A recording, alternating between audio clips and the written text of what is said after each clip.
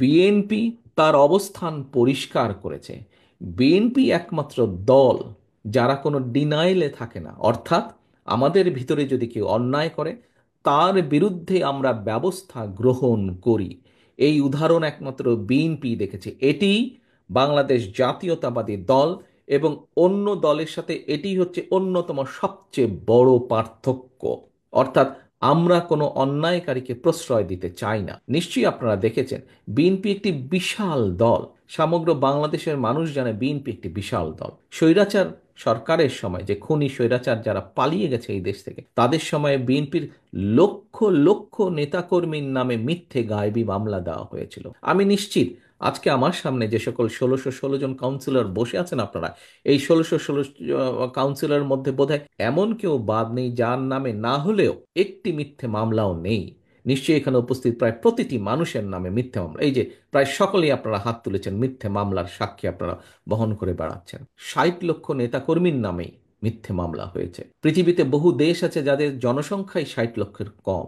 এত বিশাল একটি দলে এর বাইরেও আমাদের আরো লক্ষ লক্ষ নেতাকর্মী রয়ে গিয়েছে। একটি পরিবারের যেরকম সকল সদস্য একরকম হয় না, হতে পারে আমাদের এই লক্ষ লক্ষ নেতাকর্মীর ভেতরেও কোনো কোনো নেতাকর্মী হয়তো বিভ্রান্ত হয়ে এমন কোনো কিছু কাজ করেছেন যেই কাজের নৈতিক কোনো সমর্থন আমাদের পক্ষে দেওয়া সম্ভব নয়। এবং যেহেতু আমাদের পক্ষে দেওয়া সম্ভব নয়, সেজন্যই আমরা আমাদের নৈতিক অবস্থান থেকে, দলীয় দলীয় অবস্থান থেকে আমরা সেই সকল নেতাকর্মীর বিরুদ্ধে ব্যবস্থা গ্রহণ করেছি। একটি রাজনৈতিক দলের পক্ষ থেকে যে ব্যবস্থা গ্রহণ করা সম্ভব, সর্বোচ্চ যে ব্যবস্থা গ্রহণ করা সম্ভব একজন কর্মী বা একজন নেতার বিরুদ্ধে, আমরা সেই ব্যবস্থা গ্রহণ করেছি। কারণ আমাদের রাজনীতির অন্যতম একটি মূল স্লোগান বা মূল লক্ষ্য হচ্ছে জনগণের সম্মতিতে থাকা, অর্থাৎ জনগণের সমর্থন থাকে এমন অবস্থানে থাকা। জনগণের সমর্থন থাকে না এমন কোনো কাজ না করা, এমন কোনো অবস্থানে না থাকা।